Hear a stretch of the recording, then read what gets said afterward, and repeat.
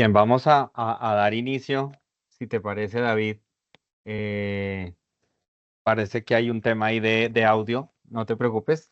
Pero bueno, aquí David del equipo de FabTech y está acompañándonos el día de hoy. Muchísimas gracias, primero que todo, a todo el equipo de FabTech, donde están David, Mariana y todas las personas que han hecho posible que hiciéramos esta ruta de aprendizaje. El día de hoy estamos iniciando nuestro cuarto webinar, cuarto y último webinar virtual. Em, Estuvimos a lo largo de estos 4 jueves conversando sobre varios temas de cómo mejorar la productividad y, y ahora vamos a iniciar esta última sesión, no sin antes presentarme para las personas que están aquí por primera vez. Yo me llamo Javier Perdomo, soy ingeniero industrial. Tengo ya más de 15 años de experiencia en operaciones y cadena de suministro y hace 5 años fundé una compañía que se llama Obsidian Business Lab. Es una empresa de consultoría que está dedicada a incrementar la eficiencia operacional de, de las organizaciones, específicamente del sector manufactura y del sector retail. Yo he tenido la oportunidad de asesorar y de trabajar con empresas del sector constructor, empresas del sector de consumo masivo, retail farmacéutico y retail tradicional. De forma tal que en ese tiempo, en estos últimos 3 años, en donde ya la empresa tomó un camino un poco más grande desde el punto de vista de presencia internacional. Ahí hemos tenido la oportunidad de implementar más de 70 proyectos, unos de ellos en logística, otros en producción, también en la parte retail y muchos de análisis de datos y conversión de datos a información valiosa para que las organizaciones tomen sus decisiones. Cuando nosotros terminamos cada proyecto, les enviamos una encuesta a nuestros clientes que se llama un Net Promoter Score. Eso es una metodología de si nos recomendarían o no nos recomendarían para un siguiente proyecto y la calificación que hemos obtenido es 85 sobre 100.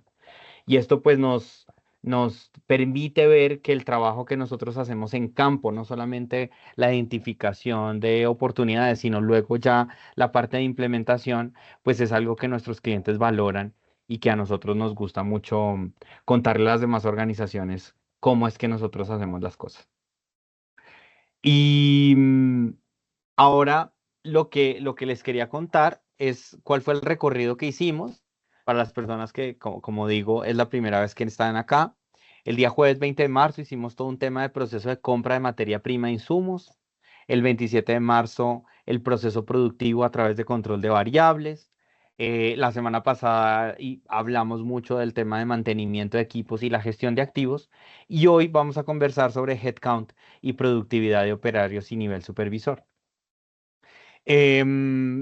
Entonces, lo primero es que las personas que me gustaría mucho que levantaran la mano o que, o que dijeran yo, las personas que han tenido la oportunidad de estar en estos 4 talleres, porque esas personas que han estado en estos 4 talleres, vamos a entregarles una constancia oficial en el evento de FAPTEC, que además es en menos de un mes. El registro de ese evento no tiene un costo y definitivamente los vamos a ver ahí, los vamos a ver ahí. Ah, aquí estoy viendo ya ahí 1, 2, 3, 4, 5, 6 personas que están levantando su mano y que nos están diciendo, yo estuve en esos 4 talleres. Me alegra muchísimo. Aquí va a Dagoberto, a Antonio, a Juan, a Marco. Y eso pues es algo que nos anima a seguir, porque uno de los planteamientos de estas rutas era, no queremos hacer un solo webinar, sino que queremos tener la oportunidad de profundizar el conocimiento y de tratar de ver el proceso productivo desde la mirada de cada una de estas fechas que ya, de esos temas, y cómo esa mirada nos puede ayudar a incrementar digamos, la eficiencia operacional de las organizaciones. ¿Listo? Entonces, a todas esas personas que han podido estar, que han podido asistir, los esperamos en FABTEC para poderles entregar su certificado oficial.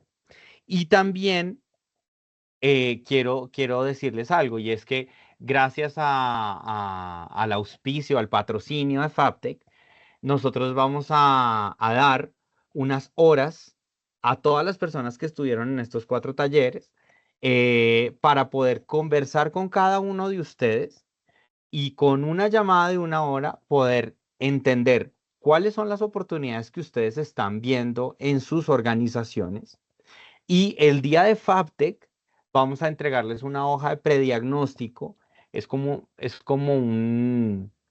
como un resumen de esa conversación y cómo desde Obsidian nosotros creemos que esas oportunidades de mejora se pueden atacar. Entonces van a ser esos 2 documentos, el certificado, la constancia y la hoja de prediagnóstico, ¿vale? Súper. Por aquí veo más personas levantando su mano.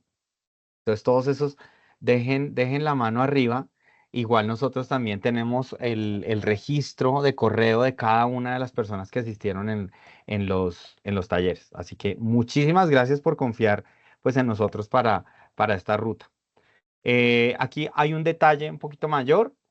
Conversamos sobre sistemas de reducciones de costo, errores más comunes al implementar un sistema de reducción de costos y luego empezamos a hablar de cada una de las áreas. Hoy vamos a enfocarnos y vamos a hacer primero un repaso a las personas que no han estado, un repaso muy rápido de qué fue lo que sí se hizo en los talleres anteriores y luego nos vamos a meter en algo que se llama el enfoque en los métodos de medición de productividad ya para nivel de operarios. ¿Listo? Bien, vamos a iniciar. Entonces, lo que nosotros propusimos al inicio es como los pasos fundamentales para montar un sistema de reducción de costos. Medir las variables críticas del proceso, hacer un diagnóstico sobre los efectos no deseados, crear planes de acción para mitigar efectos no deseados, hacer seguimiento del plan de acción y evaluar asertividad y eficiencia de las iniciativas. Todo esto está en el primer video. Ese video ya lo cargamos en la página en el canal de YouTube de FABTEC México. Así que si no han no pudieron estar, pueden ver la grabación y la repetición de este primer taller. También vimos que en algunos casos los sistemas de reducción de costos no, no tienen éxito porque... Un segundo, por favor. Gracias. Ya. Porque la gerencia no está involucrada o porque hacemos un uso incorrecto de datos o estadísticas. También puede pasar que no se encuentra la causa raíz o que el proceso de seguimiento de gestión de proyectos de esas iniciativas es deficiente y también hemos encontrado que estos sistemas fallan muchas veces porque no tienen tableros de medición y control claros. Esto también lo conversamos en el primer video.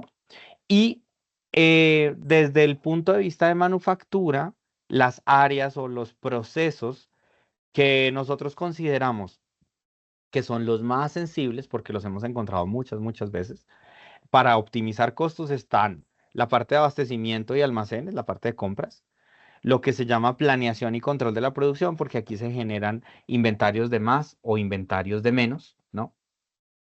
No disponibilidades o sobrestock. También contamos con la parte de mantenimiento. Un mantenimiento no planeado o no eficiente genera costos, genera sobrecostos. Y por último, lo que vamos a conversar hoy, que es la parte de headcount y productividad de operarios y nivel supervisor.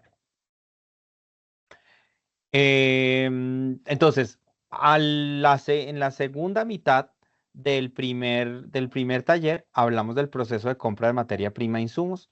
Aquí lo que hicimos fue definir cómo debería ser el paso a paso para poder comprar materia prima e insumos y no solamente salir a comprar, sino identificar la necesidad, hacer procesos activos de selección de proveedores, generar análisis comparativos de precios, negociar contratos y definir toda la parte de los SLA o los ANS, que son los acuerdos de nivel de servicio, para garantizar que no haya consecuencias negativas en el tema del recibo de la mercancía. ¿Listo?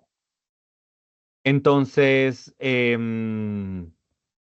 contamos un poco sobre un caso de éxito que ya implementamos, en donde a través de extraer información, identificamos cómo un montón de categorías de compra que tenían una compra muy baja, pudimos aglomerarlas, generar una eficiencia de compra y por ende traer beneficios, no solo desde el rol del comprador que necesitaba, ya no tenía que pasar tanto tiempo haciendo compras para un montón de proveedores, sino que también pudimos entregarle esas compras a pocos proveedores que se encargaban de toda la parte de compras indirectas, materias primas, digamos, no críticas e insumos.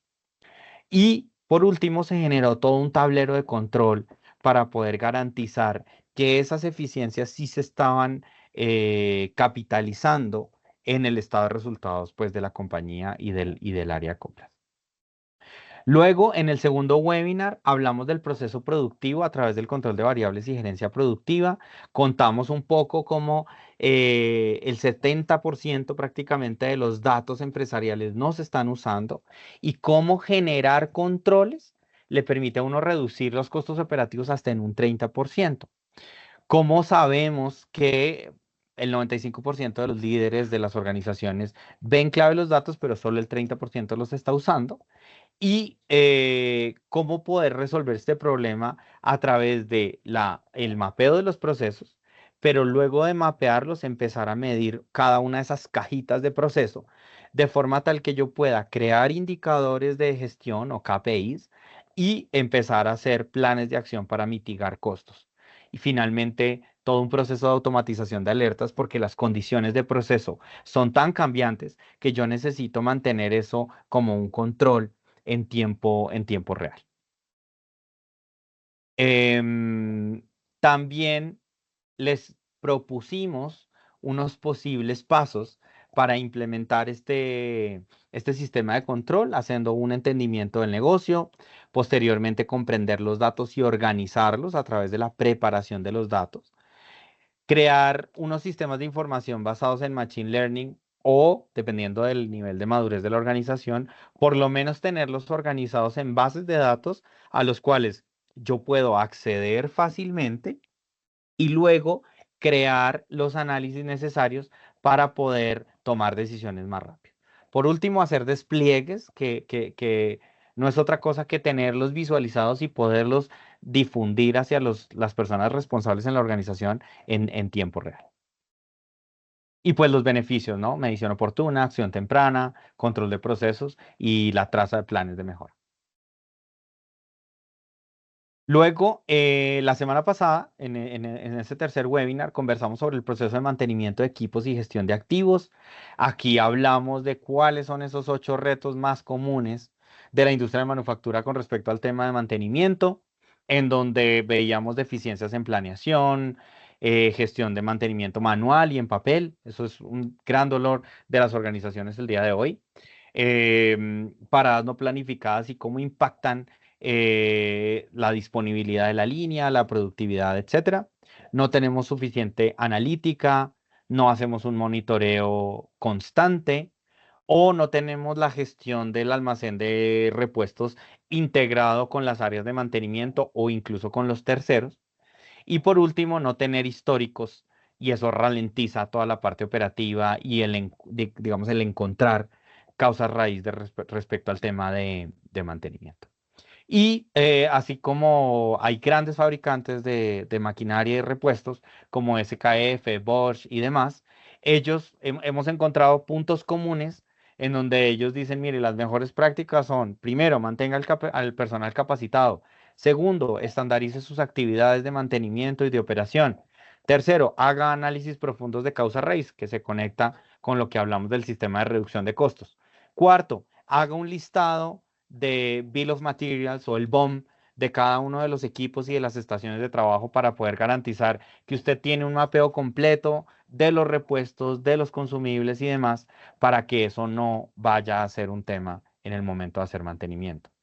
Cree un algoritmo tan sencillo o sofisticado como quiera para definir la criticidad de los equipos, haga un proceso de ranking, de evaluación, de entender cuáles equipos son más importantes, cuáles requieren mantenimiento más frecuentemente y demás. Haga el registro de todos los usuarios de mantenimiento para mantener una trazabilidad de las operaciones, de las OT. Haga reuniones diarias de seguimiento y por último, haga revisión de refacciones mandatorias. Esto es una suerte de inventario cíclico de los almacenes de refacciones y partes para garantizar que cuando voy a hacer el mantenimiento, ya sea programado, no programado, preventivo, pues esos insumos están disponibles para esa operación. Por último, dijimos, mire, si usted va a implementar, porque ya hay sistemas que ayudan a hacer la gestión del mantenimiento, entonces si usted va a montar un sistema de estos, ¿cuáles son las características que debería tener en cuenta? Una plataforma online donde se pueda planificar, coordinar, comunicar y ejecutar todo lo que es relacionado al mantenimiento, que se facilite la visualización, que le permita hacer monitoreo de activos críticos, que esté integrada con el almacén, con el ERP y con los sistemas claves. Y por último, que sea segura y auditable para que sirva como base de datos de todo el histórico de mantenimiento, tanto de los activos como de los equipos, y también que se vuelva un repositorio de la documentación, órdenes de trabajo y demás actividades relacionadas con el proceso de mantenimiento. Bien, por aquí Damaris les escribió, Damaris que es del equipo, de Obsidian, les escribió el link para que ustedes puedan registrarse sin costo y puedan asistir a FabTech México, que va a ser del 6 al 8 de mayo en Cintermex, en donde vamos a estar todos. ¿Listo? Aquí está la página web. Es muy sencillo hacer el registro, no se tardan ni 3 minutos y sí les va a traer les va a dar la oportunidad de que conversemos y de que pues asistan y vean todo lo que está pasando en la industria. Bien. Ok, aquí también desde el punto de vista de mantenimiento, contamos un caso de éxito y cómo Jugos del Valle em, automatizó el registro de sus órdenes de trabajo y al automatizarlo y disponibilizarlo, esas bases de datos nos permitieron generar una reducción del 60% en toda la parte de trabajo administrativo y papeleo y generar un 80% de incremento de tareas de mantenimiento realizadas en terreno. Es decir, no tenía yo que esperar hasta que llegara la orden de trabajo, sino que se hacían en ese momento y eso mejoró la disponibilidad de la línea. Bien. Ok, ahora sí, después de toda la propaganda y el resumen, vamos a entrar a la parte de headcount y productividad. Ahora, yo quisiera hacerles una pregunta. ¿Qué entienden ustedes por productividad? Me gustaría mucho aquí ver el chat y que me contaran qué entienden ustedes por productividad. En una frase, en una frase. La manera más sencilla que ustedes definen la productividad en su organización o en su entender. ¿Listo? No sé si les damos 30 segundos para que escriban. Aún no veo nadie que esté escribiendo. A ver, cuéntenme, cuéntenme. ¿Qué creen que es productividad? A ver, Mario Alanís dice, hacer mejor las cosas con menos y o a la primera y de buena calidad. Miguel dice eficiencia. Gertrudis dice capacidad para elaborar productos. Angélica dice contribuir a la eficiencia de nuestros clientes. Bien, todas estas respuestas tienen parte de lo que es la productividad. A ver, ¿quién más? Rebeca nos dice reducir costos y eficientar procesos. Ari Jiménez, para mí es el tiempo de ejecución con los recursos que tenemos. Y Rogelio dice el mejor resultado de lo que se busca, hacer todo bien a la primera. Bueno, la productividad está definida, digamos, en los libros de texto como, alguien dijo capacidad, Gertrudis, en efecto, es una capacidad para elaborar productos, pero tiene una condición y es que tenemos las salidas o los outputs y está condicionado a los inputs. ¿Qué son los outputs? El producto, el servicio, ¿cierto? Los productos terminados. Y los inputs son variables que nosotros tenemos. Ejemplo, el número de operadores, el tiempo y los equipos. Entonces, la productividad es el resultado de la división de las salidas entre las entradas. ¿Listo? Las salidas son producto terminado y las entradas son los insumos, considerando a el tiempo, los operadores, el dinero como insumos también, ¿vale? Entonces, cuando yo voy a medir productividad, la productividad se tiene que medir en unidades de salida versus unidades de entrada. Y aquí encontramos un error que es muy común para medir productividad y es que se utiliza única y exclusivamente la variable de costo en vez de producto. Entonces aquí a la izquierda ustedes pueden ver maneras de cómo no medir la productividad. Y ojo, aquí hay que tener en cuenta algo. Una cosa es el estado financiero de la compañía y otra cosa es la productividad. Claro, entre mayor productividad voy a tener mejor resultado financiero, pero no se miden de la misma manera. ¿Listo? ¿Cómo no medir la productividad? Ejemplo, costo de mano de obra directa por hora. Entonces, ¿cuánto me cuesta tener todo el personal en dólares o en pesos mexicanos o en pesos colombianos por hora? Así no se mide la productividad. Eso no me está diciendo nada de la productividad. ¿Por qué? Porque aquí no estamos hablando de las salidas, del output. Número de operarios. Es un valor, es un número, pero tampoco me estaba diciendo nada de productividad. Costo total de nómina. Tampoco mide la productividad. Horas trabajadas. Costo de horas extras.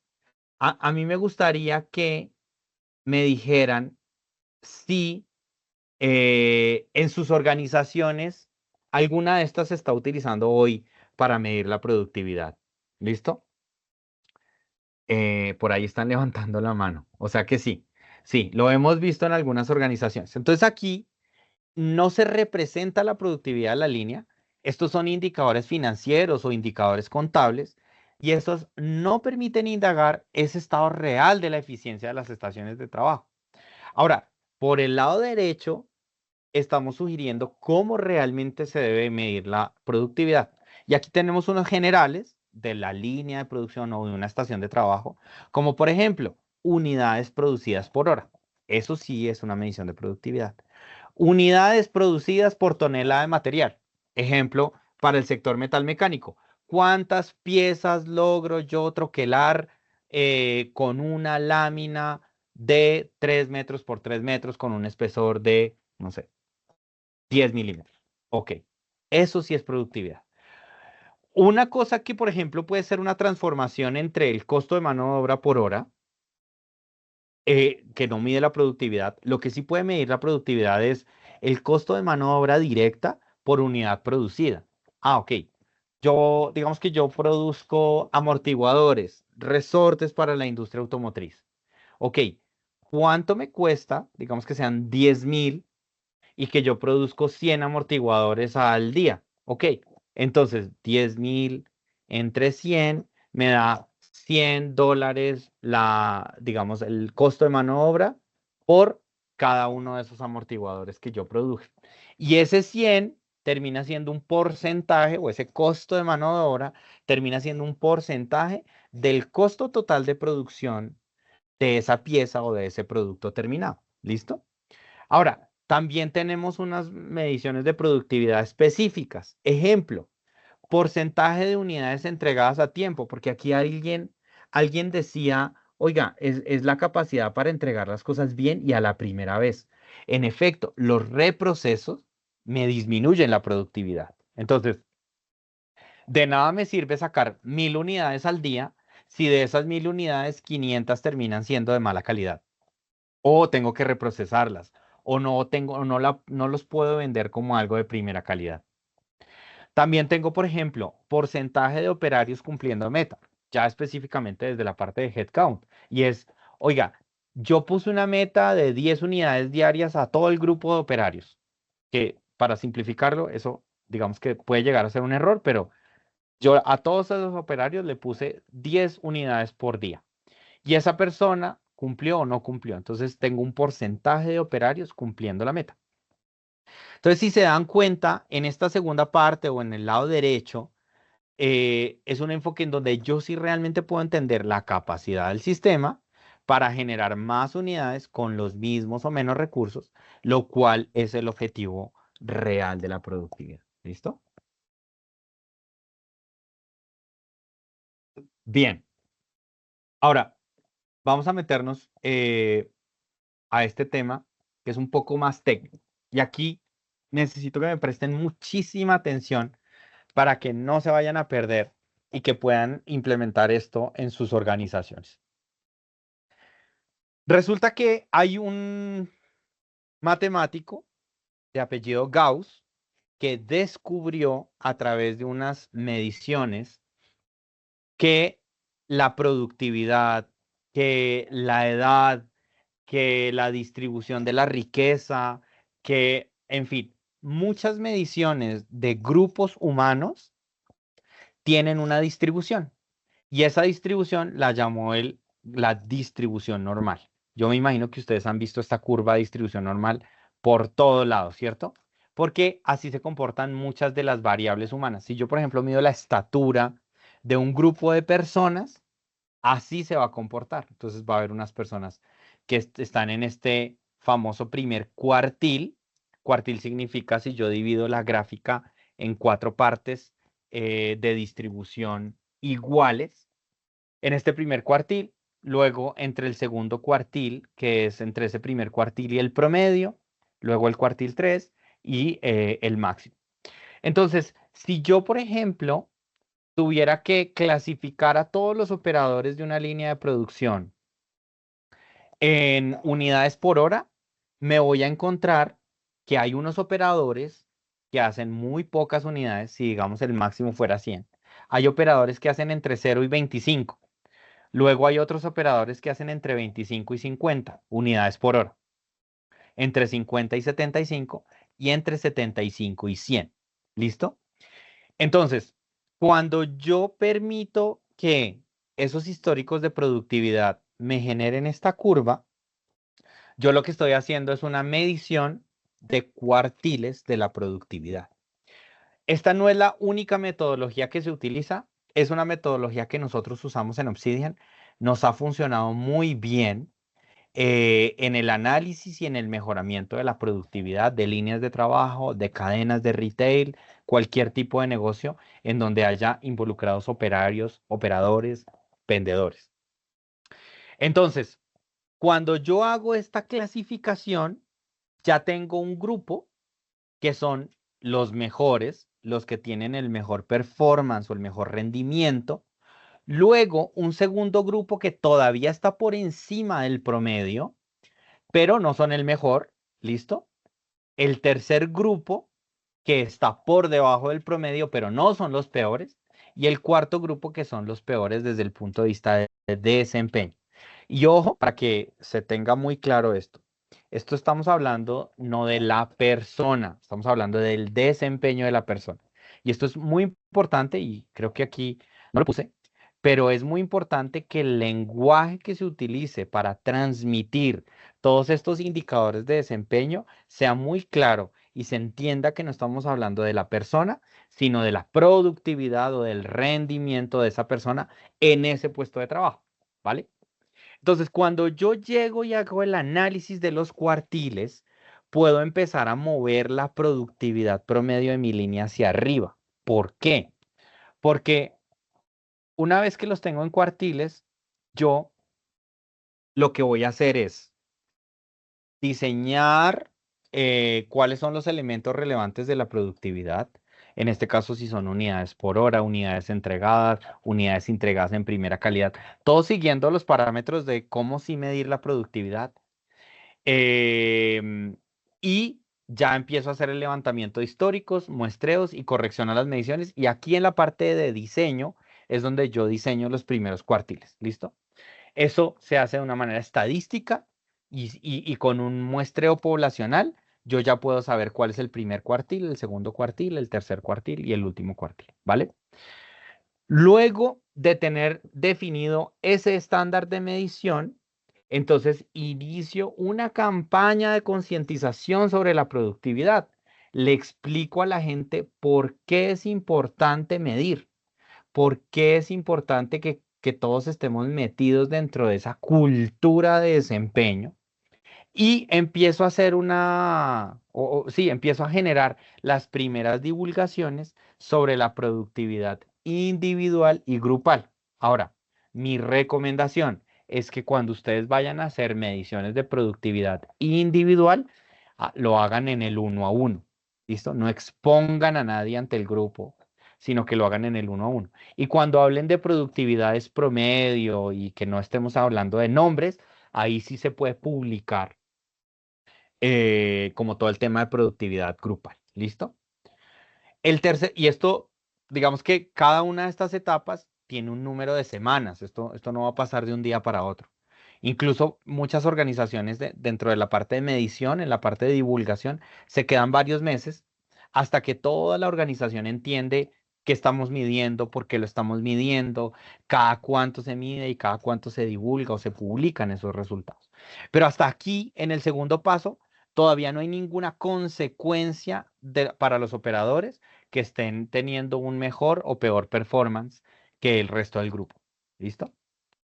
Ya en el tercer paso, que es el de reforzar, ya la operación conoce los criterios, ya llevan algunos meses recibiendo de manera pedagógica sus métricas y aquí sí ya empiezo a tomar decisiones acerca del personal de baja productividad.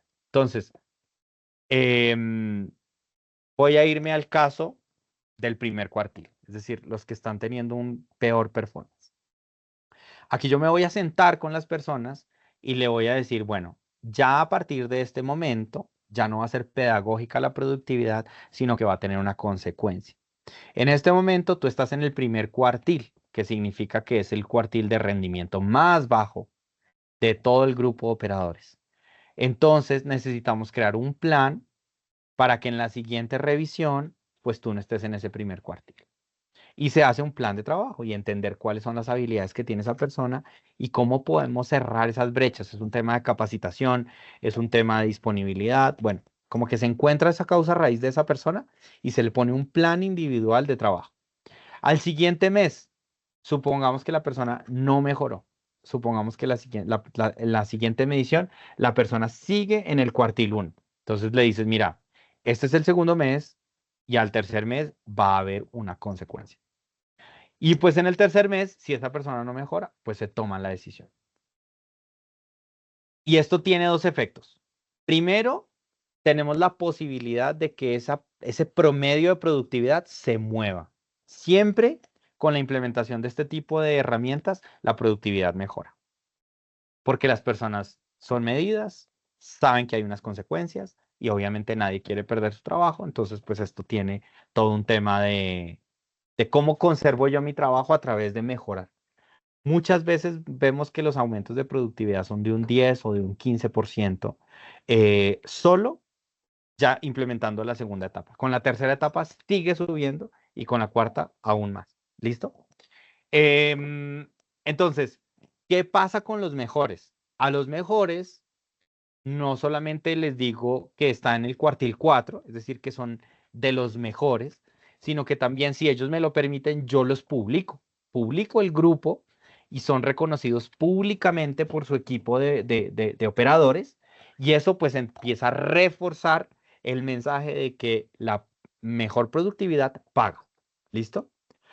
Ahora, ¿qué pasa con el cuarto paso? O sea, después de que yo ya he hecho eso, va a haber una rotación natural de personal, pero voy a migrar la productividad y las nuevas personas que van a entrar, que van a reemplazar a esas personas del cuartil uno, van a entrar ya en esa nueva cultura y me van a ayudar a mover la productividad hacia arriba. ¿Listo? Y en el cuarto paso es como la cereza del pastel. Después de haber hecho todo esto, ya empiezo con un complemento. El complemento es un diseño de pago variable, que aquí, digamos, por el tiempo no vamos a tener la oportunidad de explicar, pero es pagar más a quien rinde más. Entonces, a esos que tienen un cuartil 4, a esos operadores yo puedo empezar a crear un componente variable de pago basado en esas métricas. Entonces, todos los que están en el cuartil 4, les voy a dar un bono del 5, el 15, el 10% de su salario calculado al final del mes, y además de eso no tienen un techo. Si superan ciertos límites, ciertos topes, les puedo seguir dando más de ese porcentaje de productividad. Y aquí mi mensaje es: no tengan miedo de pagar más a las personas que son más productivas, porque eso va a jalar toda la curva de productividad a que todo el mundo quiera montarse en ese cuartil 4, en ese reconocimiento, en ese pago variable. Y si esta era la cereza del pastel, la segunda cereza del pastel es acompañarlo de un plan carrera. Entonces, un operario que consistentemente, digamos que en las revisiones trimestrales o mensuales, durante 4, 6, 8 veces, resulta que es el mejor operador, lo meto yo dentro de un proceso de formación, por ejemplo, a nivel supervisor. Y así es como empiezo yo a hacer un pipeline o un proceso de sucesión basado no en la dedocracia, sino en la meritocracia. Y ahí ya yo tengo el grupo de personas que tiene mejor rendimiento, que ha tenido reconocimiento, que tiene un mejor pago variable y que van a migrar hacia el nivel supervisor. Entonces, ¿qué puedo hacer yo? Cuando yo ya termine esto y ya vaya a iniciar el plan carrera, a los supervisores hago exactamente esto: diseño, mido, refuerzo y reconozco. Entonces, a los supervisores, pues ya las métricas no son individuales, las métricas son de su grupo de trabajo. Obviamente son unas métricas un poco más complejas, tienen más elementos, ¿cierto? Puedo medir estaciones de trabajo, puedo medir cuotas de productividad, puedo medir cuotas de rentabilidad desde la productividad, etcétera, etcétera, etcétera. ¿Listo?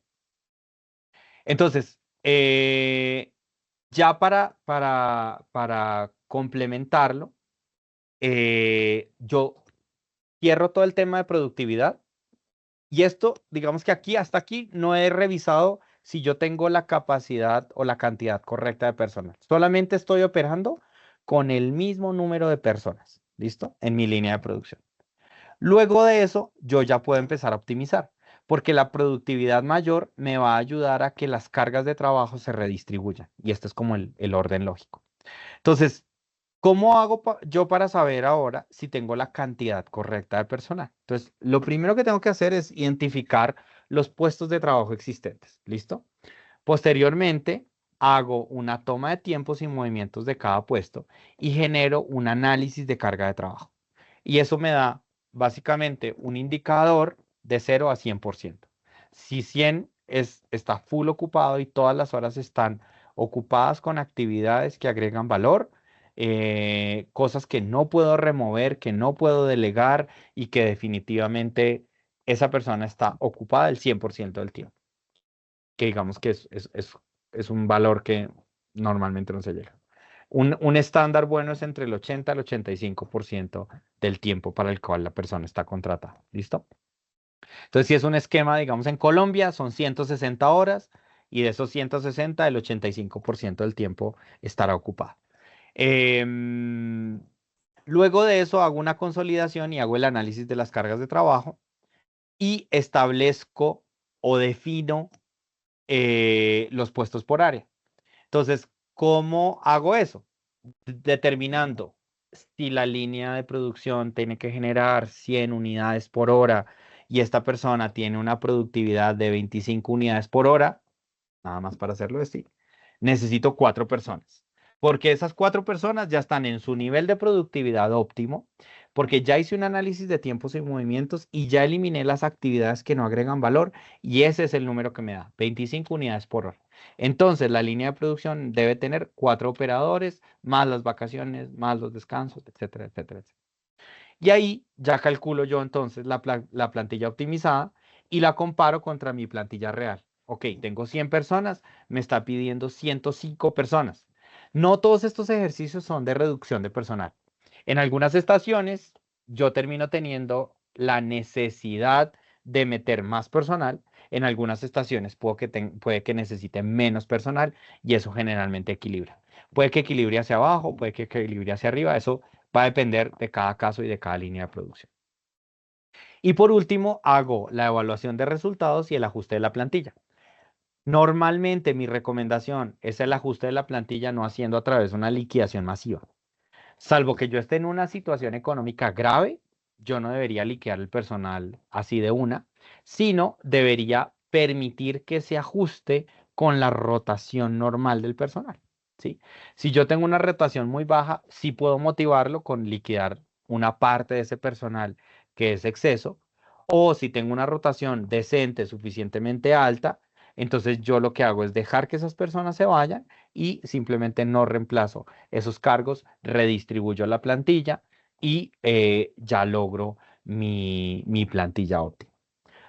Entonces, estandarizar esas actividades y la descripción de cargo nos permite entender el número correcto de personas una vez hayamos hecho el levantamiento de tiempos y movimientos y también hayamos ejecutado todo el tema del incremento de productividad a través de pues, la metodología de cuartiles o si quieren seguir otra metodología, también pues bienvenido. Y por último, esta metodología que les acabo de contar, ya la hemos usado, ya la hemos implementado exitosamente en la última en la que hicimos, una empresa mexicana del sector constructor. Tuvimos una redistribución de recursos y mejoramos la productividad en más de un 10%. ¿Cómo se mejoró la productividad? Pues más de un 10% de unidades producidas con la misma cantidad de personal.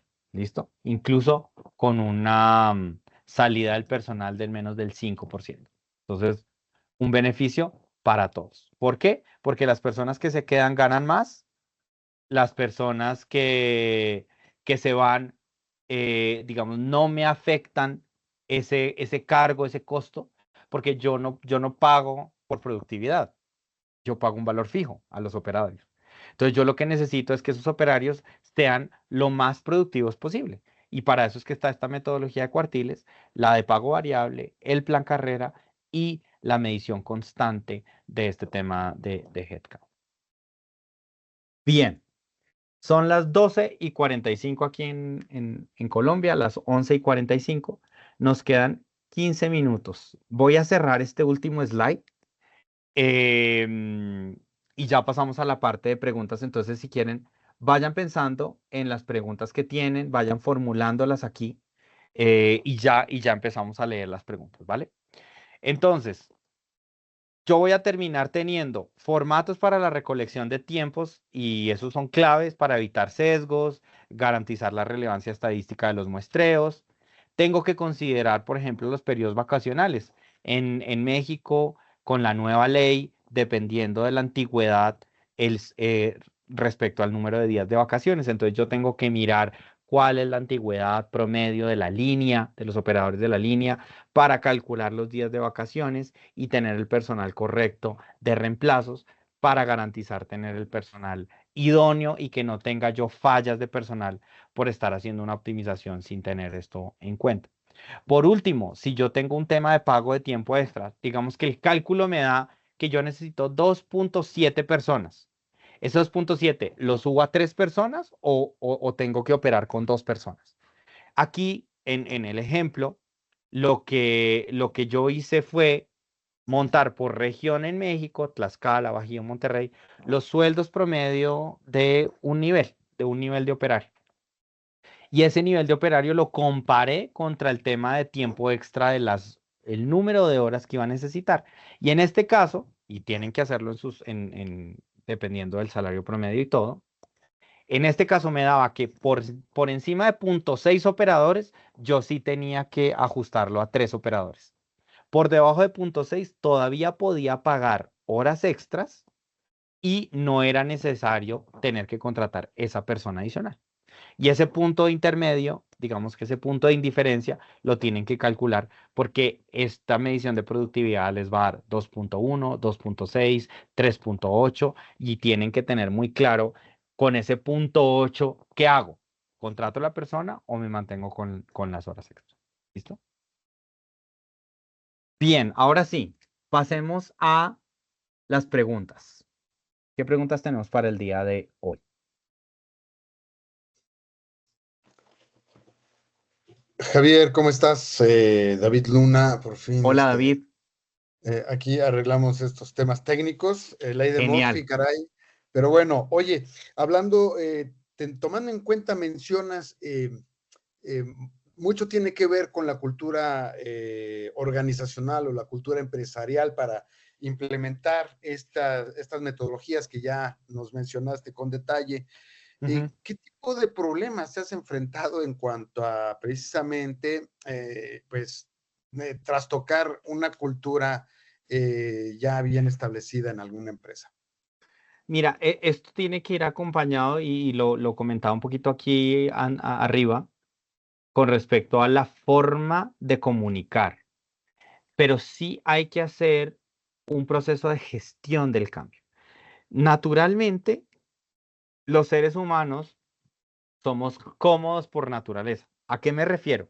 A que nosotros estamos en nuestra zona de confort y no nos gusta que nos vengan a trastocar ese orden o esa comodidad que tenemos.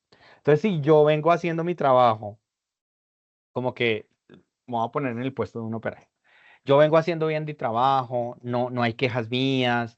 Entonces ahora vienen estas personas a decirme que van a medir la productividad y luego me dan la mala noticia de que yo estoy en el cuartil más bajo de productividad y yo no tengo un acompañamiento,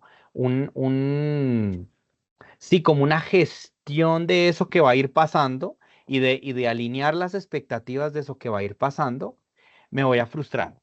Y lo que voy a hacer es generar un efecto contrario.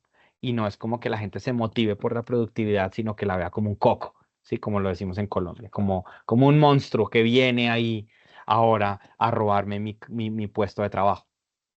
Nosotros hemos visto muchos casos de personas que con un proceso bien, bueno de comunicación estaban en el cuartil más bajo y pasan al cuartil más alto, porque no se habían dado cuenta de que estaban en una zona muy cómoda, ¿sí? Desde el punto de vista de productividad. Ahora, también hay que no solamente decirle a la persona, tienes baja productividad y ya. Yo tengo que acompañar eso con un kit de herramientas para que esa persona pueda salir de ahí, ¿sí? Capacitaciones, procesos de tutoría, de sombra. Oye, ven y te sientas con el que es el mejor, a ver qué le aprendes, a ver cuáles son esas mejores prácticas que ellos tienen, a ver ese tipo de cosas y de conversatorios en donde esos mejores de productividad le dicen a los que tienen la productividad más baja, oye, mira, yo cuando desmonto esta pieza, hago estas 3 verificaciones y eso me evita 5 minutos en el setup de la siguiente máquina, bueno, lo que sea. Entonces, yo tengo que motivar esas conversaciones y vuelvo al cuento, o sea, la gestión del conocimiento es clave, ahí hay que apoyarse mucho del área de recursos humanos. Esto no se puede hacer solamente desde la parte de operaciones. Y recursos humanos nos ayuda a generar ese material para que la persona entienda por qué lo estamos haciendo. Y al final, pues es un tema de la sostenibilidad de la compañía, ¿no? La competencia, el mercado chino, las piezas importadas, todo eso son presiones que yo tengo hoy como industria mexicana y latinoamericana en general para ser mejores. Entonces, si yo logro explicarle a la gente eso, uff, me voy a ganar, me voy a ganar muchos meses de resistencia al cambio. Muy bien, bueno, pues creo que no hay más preguntas ya por el momento, seguramente habrá otras. Bueno, aquí creo que hay un comentario, déjame ver muy rápido para no dejarlo pasar. Por fuera. Es exactamente, dicen, ¿algún consejo para poder aplicar estas metodologías simétricas cuando dentro de mi empresa manejo un nivel de SKUs muy extenso y diverso? Sí. Bueno, la verdad es que el mapeo de variables críticas te va a dar esa respuesta. Y perdón que me lance tantos slides arriba, pero en esta primera parte en el sistema de reducción de costos, cuando yo mido las variables críticas del proceso, yo tengo que entender qué criticidad tienen esos SKUs. Y voy a poner un ejemplo. Estoy seguro que si hay 1000 SKUs o 150 SKUs, hay un Pareto de esos SKUs. Y ese Pareto de SKUs está me da el 80% de la venta, pero son 20% en número de SKUs. Entonces, defino la criticidad yo y generalmente en estos procesos, pues yo tengo que hacer renuncias o utilizar patrones de trabajo. Entonces, lo que yo podría hacer es, para el grupo de SKUs Pareto, defino cuál es el estándar de trabajo y esa métrica es la que voy a utilizar a lo largo de todo el resto de SKUs. Porque si yo cumplo ese grupo Pareto, todos los otros, que son muchos SKUs, pero no generan tanta venta o tanta, digamos, tanta salida de producción, pues eso me va a ayudar a mover la productividad hacia arriba. No sé si me explico, no sé si está claro, pero yo sí debo encontrar un patrón de trabajo. Hay otra cosa y es que los SKUs fueran, digamos que tuvieran actividades muy diversas. Que por ejemplo el SKU A tiene el proceso 1, 2 y 4 y el SKU B tiene el proceso 4, 6 y 8. Ahí sí, si son procesos diferentes, sí tengo que medir uno a uno de los SKUs, pero otra vez, yo me enfocaría en medir y en implementar primero los SKUs Pareto y luego irlo haciendo por fases, ¿no? Entonces, cubrir el 50% inicial, luego el 80% desde el punto de vista de venta o de número de unidades producidas. ¿Listo? Para atacar un Perfecto. poquito esa dispersión. Javier, muchísimas gracias. Pues bueno, en nombre de Fabtech México, quiero agradecer a Javier Perdomo, pues por estos talleres virtuales que bien forman parte del interés de Fabtech México por brindar conocimiento y tecnología que ayuden a las empresas a desarrollarse. Agradecemos también, obviamente, a Obsidian y a Cadenas Productivas de la Secretaría de Economía del Estado de Nuevo León por el apoyo que nos brindan para estas conferencias, estos talleres virtuales que sin duda son muy productivos y de mucha utilidad para para la audiencia. También le reitero a todos la invitación para que asistan a FabTech México, donde no solo van a encontrar tecnología relacionada con corte, fabricación, soldadura y acabados superficiales, sino también van a encontrar muchos espacios de capacitación, conocimiento en tendencias tecnológicas, encuentros de negocio también van a tener ahí, y sobre todo el networking, que es ahí donde se generan muchas oportunidades de negocio para ustedes. Recuerden que va a haber alrededor de 15,000 visitantes, todos profesionales del sector de la manufactura, concretamente el sector metalmecánico. Así es que pues regístrense sin costo. Ya les compartimos la información del enlace para que se registren, que es mexico.fabtechexpo.com. Acudan a la página, vean de qué se trata, regístrense ya. Y pues nuevamente este taller que se tuvo por nombre Headcount y Productivity de Operarios y Nivel Superior, con esto se cierra estos 4 talleres muy enfocados a la productividad y a la mejora continua en los procesos de manufactura. Nuevamente, muchísimas gracias en nombre de Fabtech México. Javier, no sé si quieras cerrar ya con alguna idea. Sí, David, pues primero, muchísimas gracias al equipo, lo decía al inicio, estoy muy agradecido porque hayamos podido juntar conocimiento de Obsidian y la experiencia de Fabtech y a todas las personas que estuvieron aquí y que nos dieron la oportunidad, se tomaron el tiempo de estas 4 horas a lo largo de estas 4 semanas. Estoy muy contento por poder compartir ese conocimiento y esas mejores prácticas que hemos encontrado a lo largo de estos años de consultoría. Y como les decía al inicio, a todas las personas que estuvieron en estos 4 talleres, les vamos a dar su certificado de participación en el evento de Fabtech. Vamos a hacer un conversatorio para que nos cuenten cómo les fue, si lograron implementar algo de esto que aprendieron, qué retos están teniendo.